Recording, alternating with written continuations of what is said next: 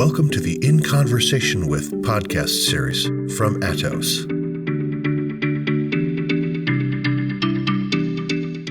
Hello, my name is Sean Wells from Atos, and welcome to today's In Conversation With. Our subject matter today is AI, and in particular, the ethics of AI.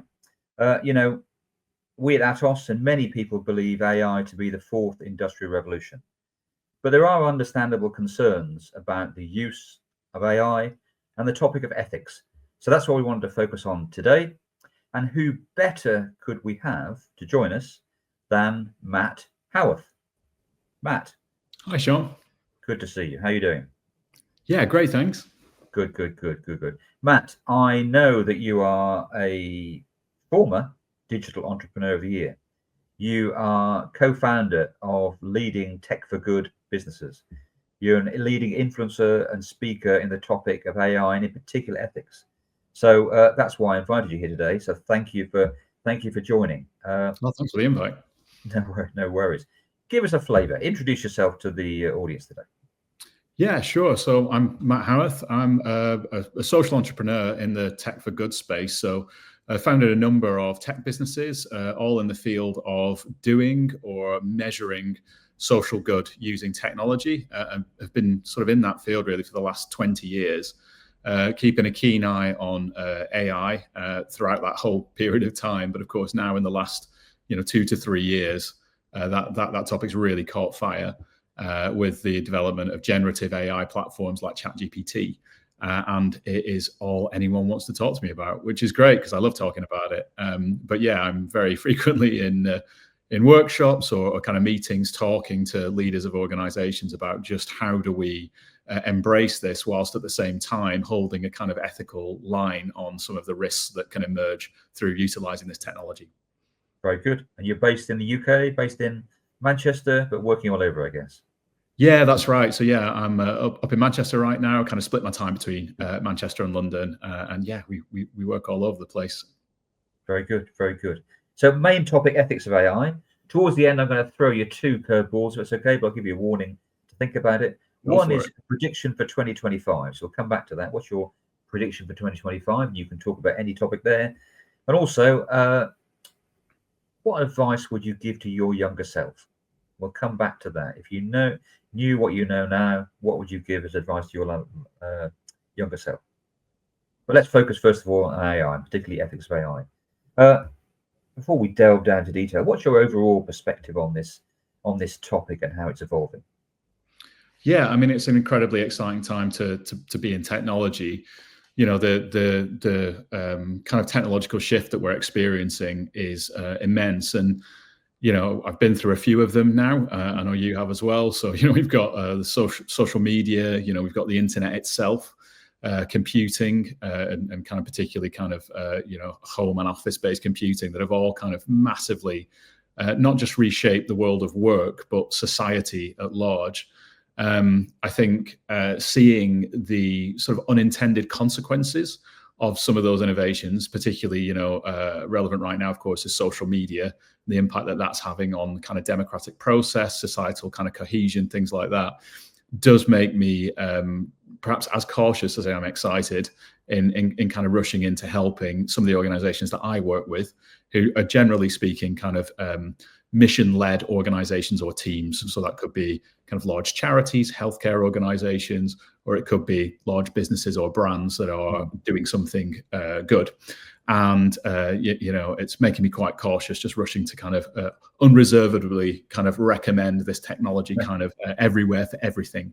But I am very excited about what we're doing. And I'm particularly excited about, you mentioned the fourth industrial revolution in your opening there, and I think that's apt. So I'm in Manchester, which wouldn't be here really without the kind of last industrial revolution. Of course, the home of the first kind of stored memory programmable computer, the baby. It's just a couple of buildings away from where I'm sat, actually. And I think the big shift that not everybody is kind of noticing with generative AI is we've been coding computers, instructing computers the same way pretty much since that last industrial revolution. If you think about the Jacquard loom, punch cards, how we very tediously and very precisely relay instructions into that computer, with a lot of specialist knowledge required. And one thing that AI is kind of enabling is actually conversational coding, the ability for individuals to actually just speak out loud what they want the computer to do with no coding knowledge whatsoever and get some really sophisticated results. And I think that is the aspect that I think is going to cause one of the most dramatic shifts as a result of this technology, beyond just being able to generate kind of images or blog posts with this technology. Yeah. Indeed. You talked about being excited about opportunities, and I think you said cautious about threats, etc. Just elaborate on that. Tell us what you mean. Maybe some examples too. Yeah, so I'm a big believer. I've met some of these kind of tech leaders and kind of coders that are working on some of this technology, and I think it's pretty safe to say that none of them get out of bed in the morning and think, how can I make the world just a bit riskier or a bit worse today? They're really excited to create technology that has new capabilities.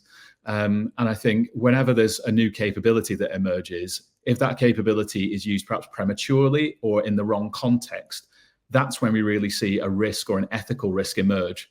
So actually, I think we need to kind of move beyond a kind of a binary approach to should we use AI or not, and think in a much more nuanced way about, is the capability of AI, does it lend itself to this process? So for example, during the COVID-19 pandemic, a lot of image matching AI, like V7 Labs was used to kind of match lung scans to predict who might need ventilation support before their condition worsened so much.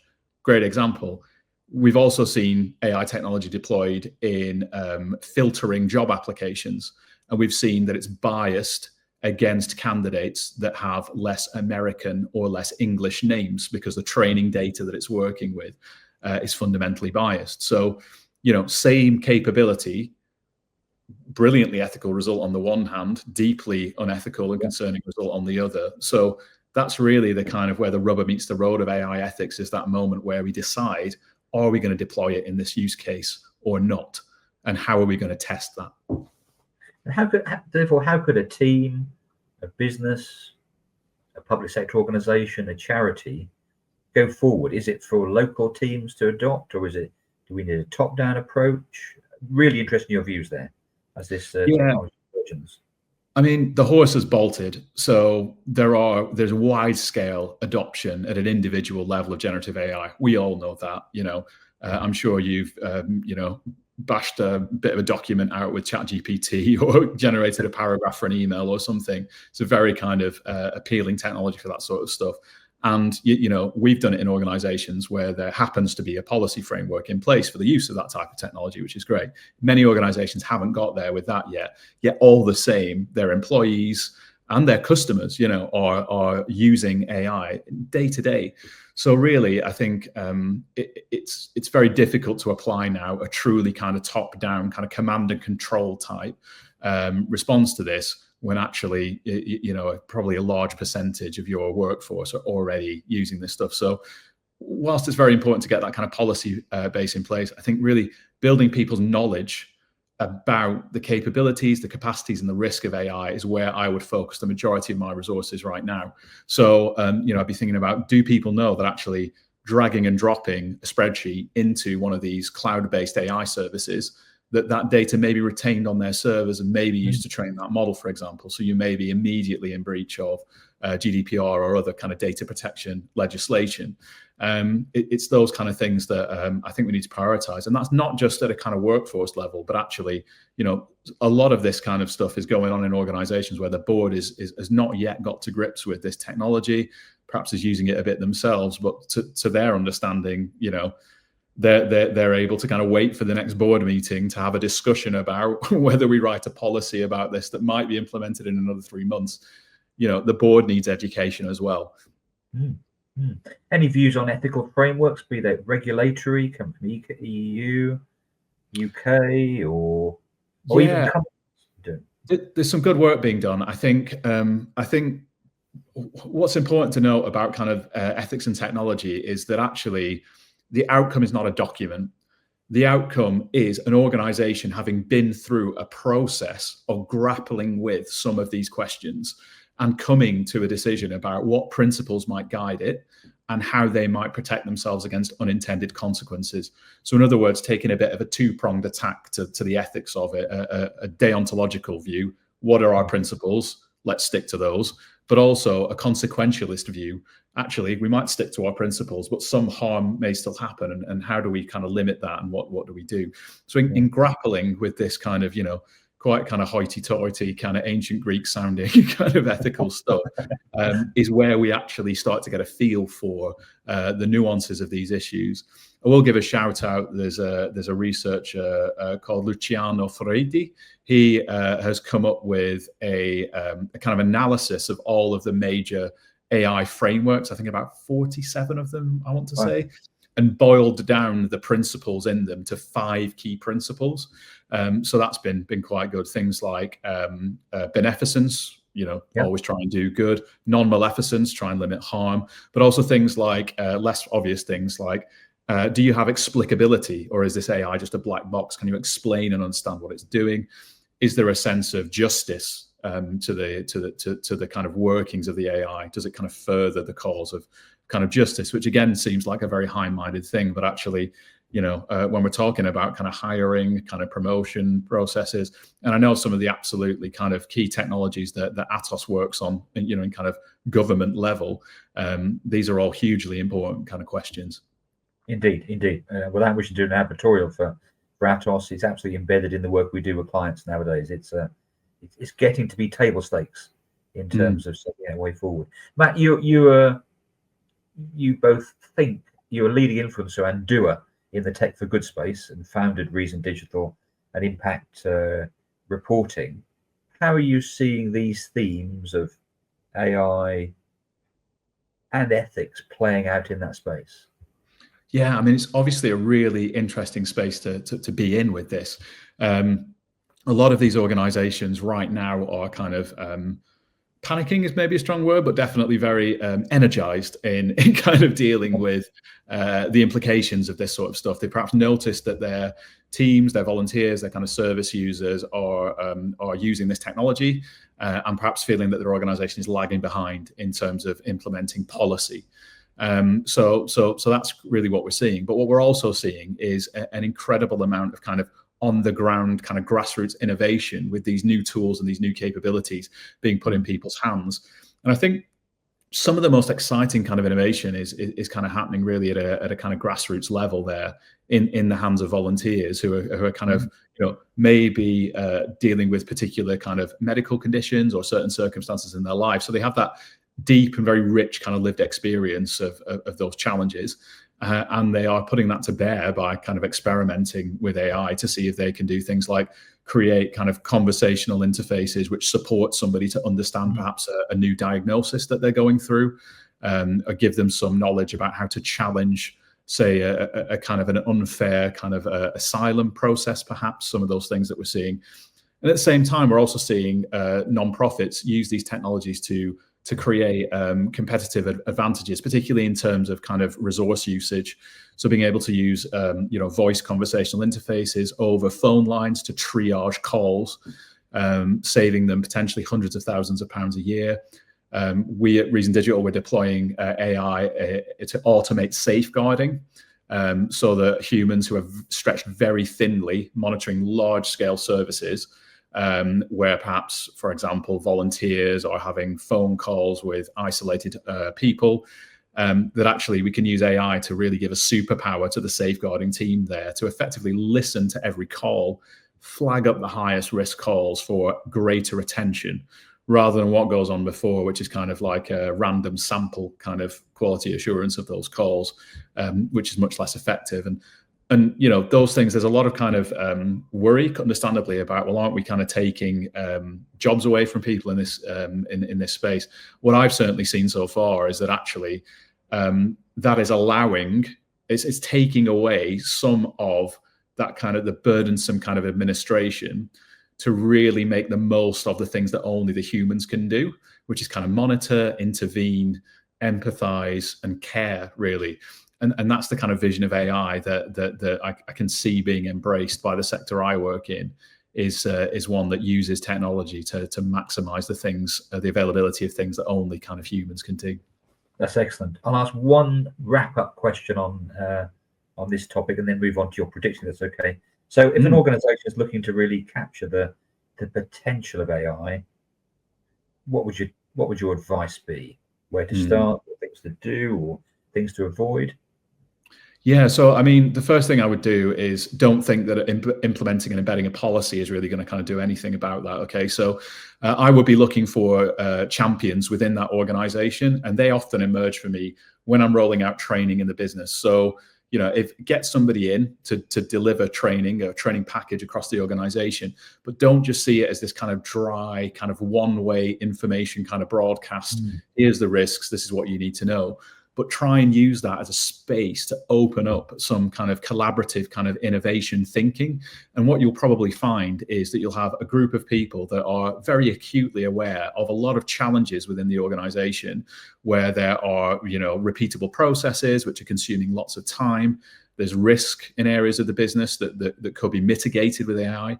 And you will probably find, you know, a small number of champions that are already experimenting with AI to automate certain processes or to improve the quality of their work, and really kind of backing that, getting behind what they're doing, I think is quite key to embracing this. So I would be kind of doing that, and not taking a kind of, we really need to kind of lock all this stuff down, you know, make sure people aren't using it. I don't think that's really possible when people have their own kind of personal accounts on this sort of stuff, and there's that natural human tendency to want to, you know, eliminate boring work. But also, you're really kind of wasting a resource if you do that, I think, which is the kind of passion and playfulness of people on the ground in your organization that are getting to grips with this stuff far faster than the kind of corporate structure can. Yeah, thank you. Let's move to our final open question. So one is prediction for 2025. Any topic? Yeah, I think it's going to be a bit of a kind of a bumpy ride in AI. You know, we're seeing that kind of uncomfortable intersection between AI regulation and some of the kind of political processes, shall we call them, that are kind of happening right now, causing some kind of uncertainty. So I think that's going to kind of really come to bear in 2025. We're going to see much more talk about agentic AI. That is AI acting as a kind of an ongoing kind of process within a business, broadly perhaps being thought of as a kind of almost a specialist team member that sits and perhaps monitors an email inbox and deals with replies to that, rather than being a tool that a human has to apply each time to a task. So I think that's going to be big. Yesterday, we saw OpenAI launch Operative, which is its play in that space. And I think we're going to see lots more of that. I also think we're going to start to see certain ceilings become visible. There is a finite amount of training data that is available to kind of improve the quality of these models. And there's obviously a finite amount of resource on Earth, which is something that we forget sometimes in technology land. So I think we're going to see that these kind of what feel like a kind of, you know, a linear or even exponential increase in some of the capabilities of AI is going to start to slow in some areas. And I actually think that the training data will become less available as individuals that have copyright over some of the data that's been ingested into these models start to make their presence felt through legal processes. And we're already starting to see that to a degree, particularly in the EU.